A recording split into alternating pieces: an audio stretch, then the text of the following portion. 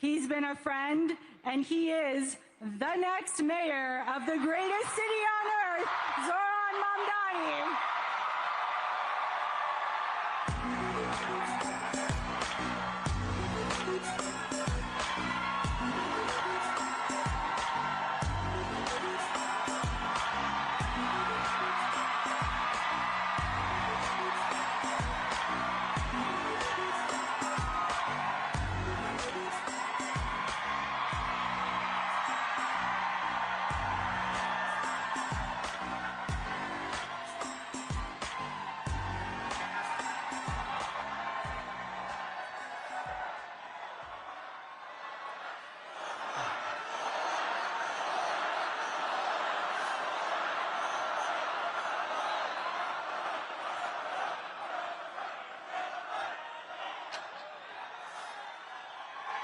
Thank you, my friends.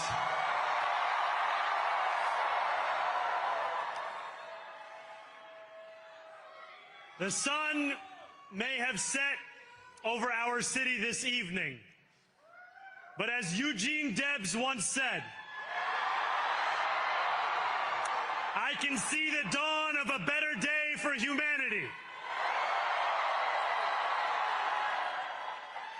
For as long as we can remember, the working people of New York have been told by the wealthy and the well-connected that power does not belong in their hands. Fingers bruised from lifting boxes on the warehouse floor, palms calloused from delivery bike handlebars, knuckles scarred with kitchen burns. These are not hands that have been allowed to hold power.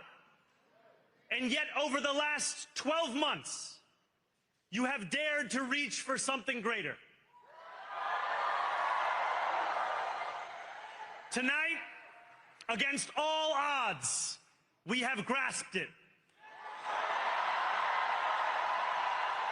The future is in our hands.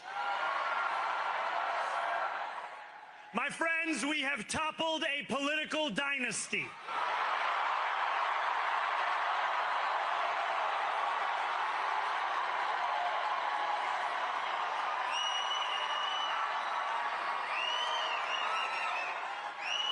I wish Andrew Cuomo only the best in private life.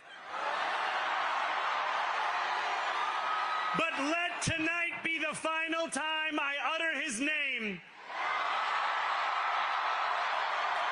as we turn the page on a politics that abandons the many and answers only to the few.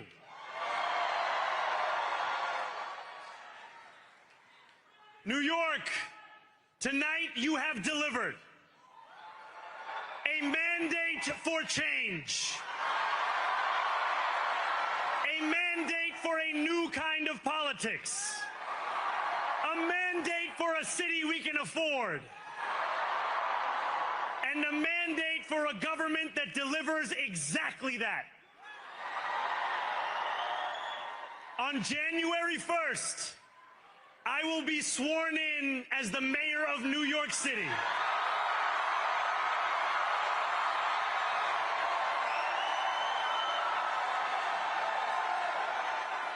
And that is because of you. So before I say anything else, I must say this. Thank you.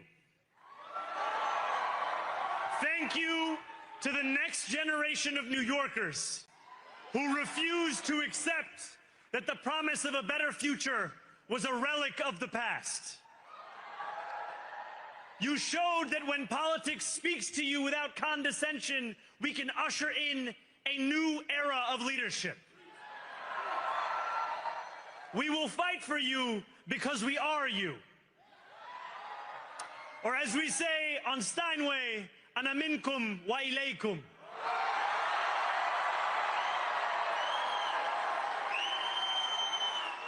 Thank you to those so often forgotten by the politics of our city who made this movement their own.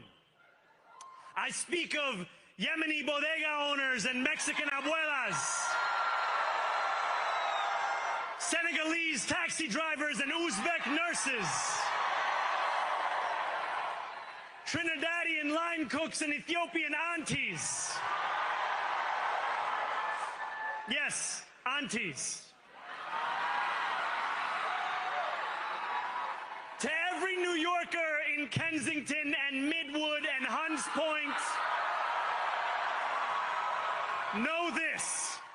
This city is your city, and this democracy is yours too. This campaign is about people like Wesley, an $11.99 organizer I met outside of Elmhurst Hospital on Thursday night. A New Yorker who lives elsewhere, who commutes 2 hours each way from Pennsylvania because rent is too expensive in this city. It's about people like the woman I met on the BX33 years ago, who said to me, I used to love New York, but now it's just where I live. And it's about people like Richard, the taxi driver I went on a 15-day hunger strike with outside of City Hall, who still has to drive his cab 7 days a week. My brother, we are in City Hall now.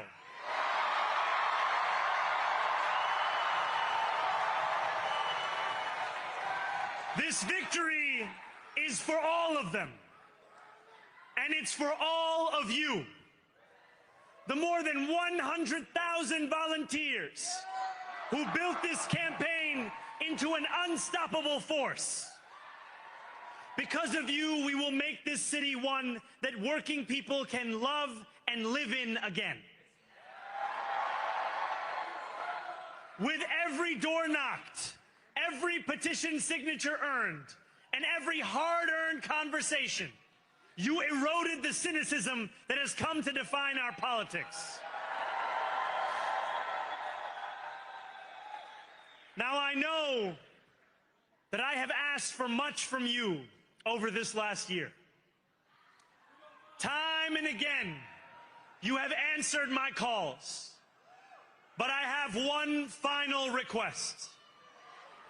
New York City, breathe this moment in. We have held our breath for longer than we know. We have held it in anticipation of defeat. Held it because the air has been knocked out of our lungs too many times to count. Held it because we cannot afford to exhale. Thanks to all of those who sacrificed so much, we are breathing in the air of a city that has been reborn.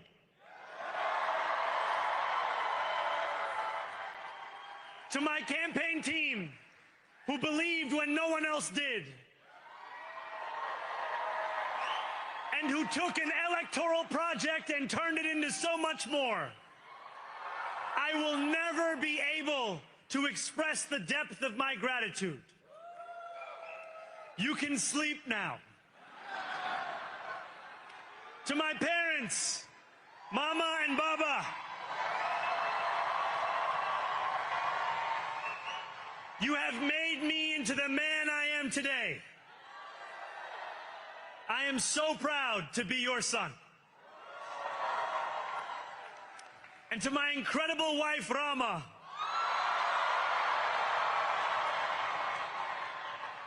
Hayati, there is no one I would rather have by my side in this moment and in every moment. To every New Yorker, whether you voted for me, for one of my opponents, or felt too disappointed by politics to vote at all, thank you for the opportunity to prove myself worthy of your trust. I will wake each morning with a singular purpose: to make this city better for you than it was the day before. There are many who thought this day would never come, who feared that we would be condemned only to a future of less, with every election consigning us simply to more of the same. And there are others who see politics today as too cruel for the flame of hope to still burn. New York, we have answered those fears. Tonight we have spoken in a clear voice. Hope is alive. Hope is a decision that tens of thousands of New Yorkers made day after day, volunteer shift after volunteer shift, despite attack ad after attack ad. More than 1 million of us stood in our churches, in gymnasiums, in community centers, as we filled in the ledger of democracy. And while we cast our ballots alone, we chose hope together. Hope over tyranny. Hope over big money and small ideas. Hope over despair. We won because New Yorkers allowed themselves to hope that the impossible could be made possible. And we won because we insisted that no longer would politics be something that is done to us. Now it is something that we do.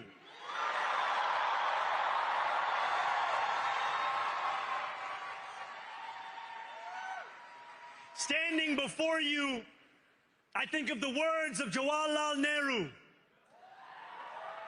A moment comes but rarely in history when we step out from the old to the new, when an age ends and when the soul of a nation long suppressed finds utterance. Tonight we have stepped out from the old into the new. So let us speak now with clarity and conviction that cannot be misunderstood about what this new age will deliver and for whom. This will be an age where New Yorkers expect from their leaders a bold vision of what we will achieve, rather than a list of excuses for what we are too timid to attempt. Central to that vision will be the most ambitious agenda to tackle the cost of living crisis that this city has seen since the days of Fiorella LaGuardia.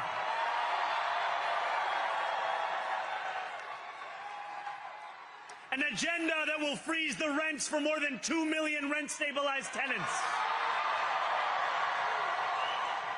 Make buses fast and free. And deliver universal child care across our city. Years from now, may our only regret be that this day took so long to come. This new age will be one of relentless improvement. We will hire thousands more teachers. We will cut waste from a bloated bureaucracy. We will work tirelessly to make lights shine again in the hallways of NYCHA developments where they have long flickered. Safety and justice will go hand in hand as we work with police officers to reduce crime and create a department of community safety that tackles the mental health crisis and homelessness crises head on. Excellence will become the expectation across government, not the exception. In this new age we make for ourselves, we will refuse to allow those who traffic in division and hate to pit us against one another. In this moment of political darkness, New York will be the light. Here, we believe in standing up for those we love. Whether you are an immigrant, a member of the trans community, one of the many black women that Donald Trump has fired from a federal job, a single mom still waiting for the cost of groceries to go down, or anyone else with their back against the wall, your struggle is ours too. And we will build a city hall that stands steadfast alongside Jewish New Yorkers and does not waver in the fight against the scourge of anti-Semitism. Where the more than 1 million Muslims know that they belong. Not just in the 5 boroughs of this city, but in the halls of power. No more will New York be a city where you can traffic in Islamophobia and win an election.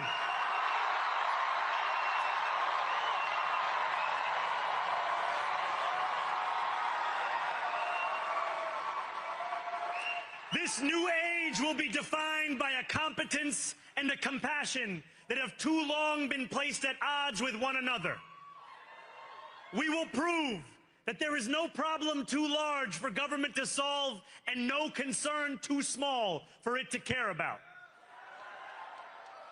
For years, those in City Hall have only helped those who can help them. But on January 1st, we will usher in a city government that helps everyone. Now, I know that many have heard our message only through the prism of misinformation. Tens of millions of dollars have been spent to redefine reality and to convince our neighbors that this new age is something that should frighten them. As has so often occurred, the billionaire class has sought to convince those making $30 an hour that their enemies are those earning $20 an hour. They want the people to fight amongst ourselves so that we remain distracted from the work of remaking a long broken system. We refuse to let them dictate the rules of the game anymore. They can play by the same rules as the rest of us. Together, we will usher in a generation of change.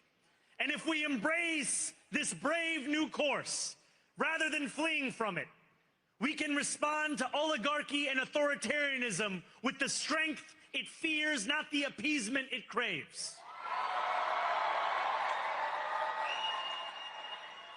After all, if anyone can show a nation betrayed by Donald Trump how to defeat him, it is the city that gave rise to him.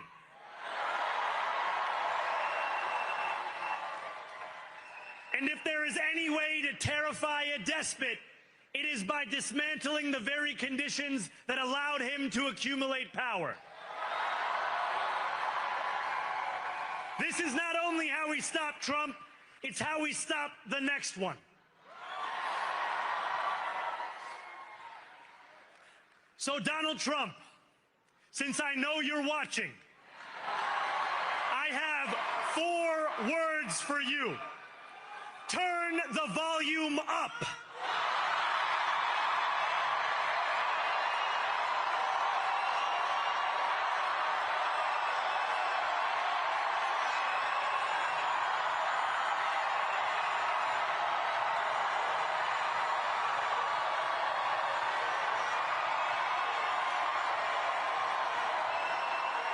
We will hold bad landlords to account because the Donald Trumps of our city have grown far too comfortable taking advantage of their tenants. We will put an end to the culture of corruption that has allowed billionaires like Trump to evade taxation and exploit tax breaks. We will stand alongside unions and expand labor protections because we know, just as Donald Trump does, that when working people have ironclad rights, the bosses who seek to extort them become very small indeed. New York will remain a city of immigrants, a city built by immigrants, powered by immigrants, and as of tonight, led by an immigrant.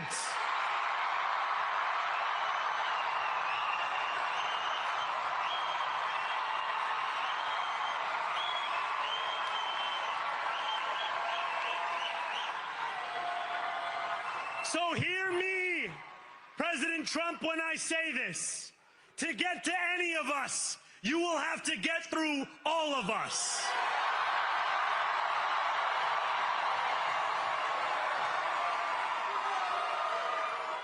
When we enter City Hall in 58 days, expectations will be high. We will meet them. A great New Yorker once said that while you campaign in poetry, you govern in prose. If that must be true, let the prose we write still rhyme, and let us build a shining city for all.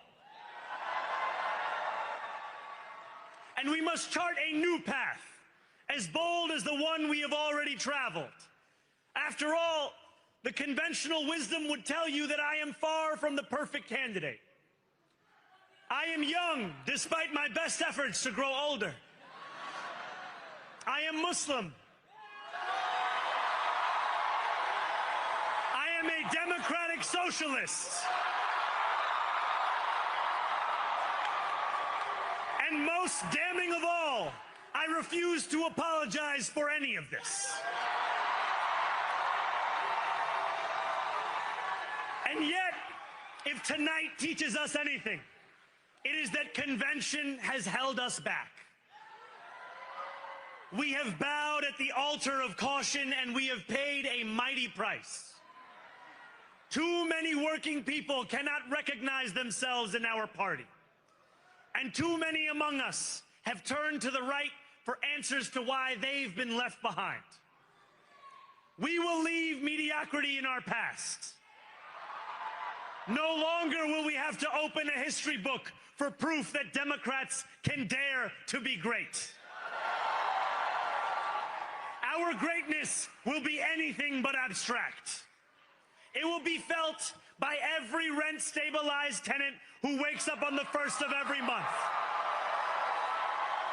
knowing the amount they're going to pay hasn't soared since the month before.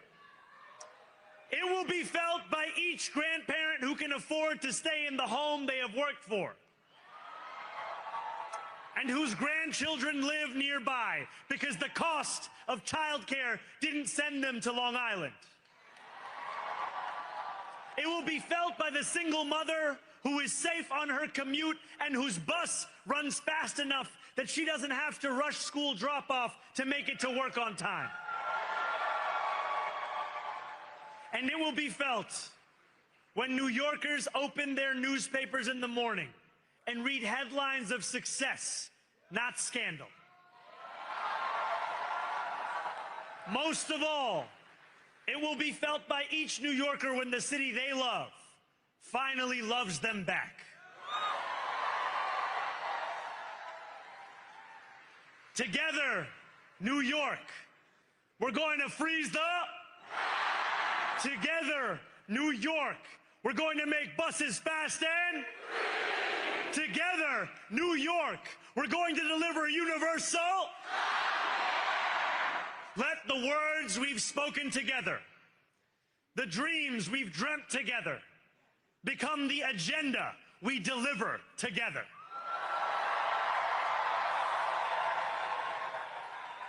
New York, this power, it's yours. This city belongs to you. Thank you.